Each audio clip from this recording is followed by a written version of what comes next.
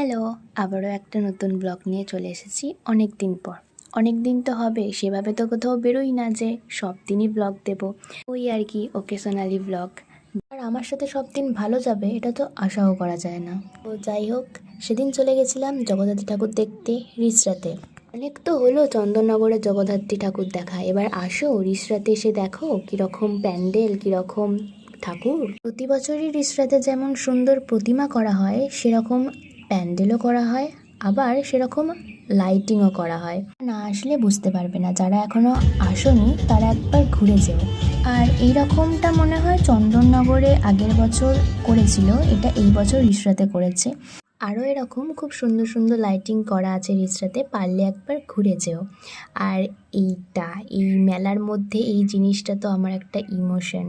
বড় হয়ে যাওয়ার সত্ত্বেও এই জিনিসটার প্রতি ইমোশনটা কাটাতে পারেনি। কারা কারা বড় হয়ে যাওয়ার পরও এইখানে চাপতে পছন্দ করো, ইচ্ছা আছে আমাকে কমেন্টে জানিও। আর এটা হলো লেনিন মাঠের প্যান্ডেল, তো এইখানে ঢুকেই আমরা হারিয়ে গেছিলাম। আসলে কী হয়েছে ব্যাপারটা, বাবা বোনকে নিয়ে চলে গেছে রাইডসগুলো চাপাতে, আর আমি এখানে মাকে বলছিলাম ফটো তুলে দাও, তো ওই কারণে আলাদা হয়ে গেছিলাম, খুঁজে পাচ্ছিলাম না।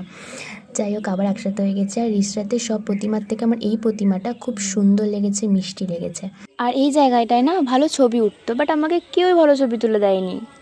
হি কারু হাঁটতে হাঁটতে ঠাকুর দেখে পা ব্যথা হয়ে গেছিলো, দেন একটা ঘাট দেখে আমরা বসে পড়েছিলাম আর বেরিয়েছি। কিছু খাবো না তা কি হয়। আর আমার মতো কে কে মোমো পছন্দ করো আমাকে কমেন্টে জানিও তো। তারপর আর কি পেট পুজো করে একটা আইসক্রিম খেতে খেতে বাড়ির দিকে রওনা হয়ে গিয়েছিলাম। অনেকটা যে রাত হয়েছিল। ওটা ভালো লাগলে লাইক কমেন্ট করে দিও। টাটা।